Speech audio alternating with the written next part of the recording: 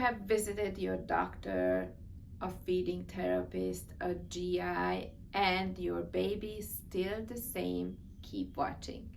In this video, I will share the most common advice by medical professionals for bottle aversion, for solving bottle aversion, and why they do or don't work.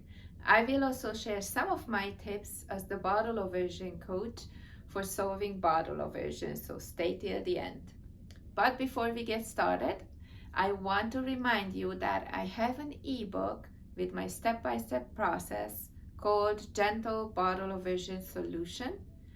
If your baby has bottle aversion, I recommend following my steps outlined in the book to solve your babies within 1 week. The link is in the description below and on the screen. Let's talk about the most common advices medical professionals give to solve bottle aversion. The most useless advice, which is not really an advice, just a comment, is that your baby is not interested in feeds and it's okay. Or advice, force your baby to feed, which is not just useless but harmful.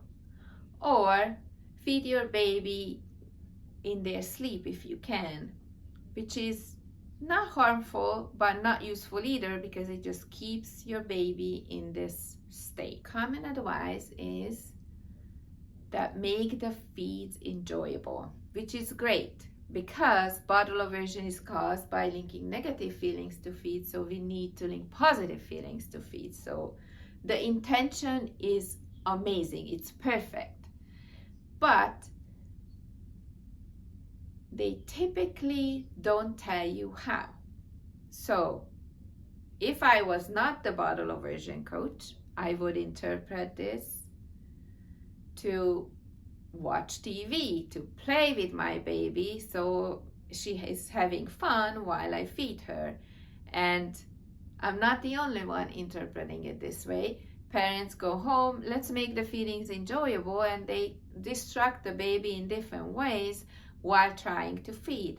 And it works, especially in the beginning.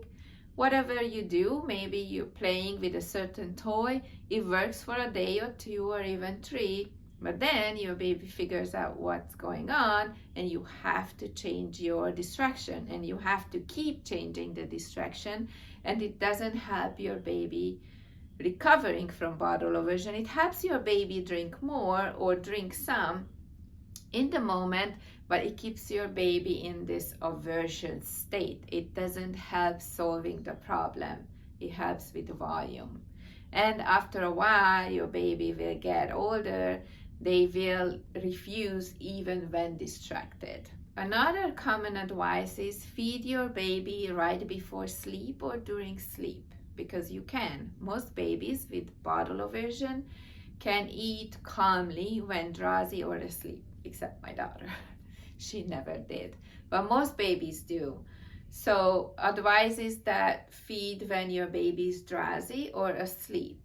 Now for this, yes, the volume, you can get the volume in this way, but your baby is not gonna recover from bottle aversion this way, and you are stuck at home trying to feed your baby to catch the nap time at home so you can feed your baby. So it's isolating and it keeps the problem going. And again, when babies get older, they start refusing the feeds even when they are asleep or drowsy because they become more aware. The reason you can feed your baby drowsy or asleep is that they are not fully aware of what's happening. So they drink. Of course, they are hungry, but they don't have the choice of saying no. Another less common advice, but I've heard it many times, that to feed the baby in a different room, in a different environment. And that's again great because babies link negative feeling to the feeding position because that's part of the feed. But changing the room doesn't change this negative link. Changing the feeding position itself would change that link. So instead of changing the room or the chair you are sitting in, change the feeding position itself. So if you were feeding in the cradle position, then try to feed on a pillow, or if you were feeding in a chair, in a bouncer, then try to feed in your arms. So change the feeding position itself, because that's the link. Sometimes the room can be a trigger. Sometimes the room, if you always feed in the nursery in the same chair and it's been 4 or 5 months, then yes, the room could be this trigger, and in that case, yes, you should change the room too, but most important to change the feeding position itself. So these are the most common advice that have some usefulness, and it would be great if they actually chunk down and be more specific how to do this.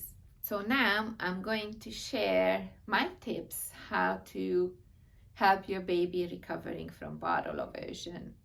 Some of it I already mentioned. So first of all, no distraction, no dream feeding.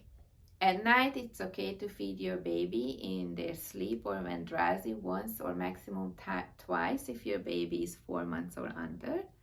If your baby is 4 months or older, then feed only once at night.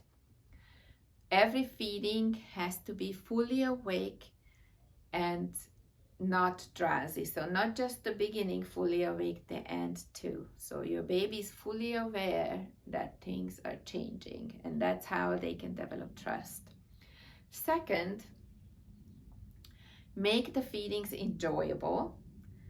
Make the feedings enjoyable without distraction. That means don't pressure your baby to feed. It's okay to play a little bit with your baby between offers and before and after, and don't pressure your baby to feed.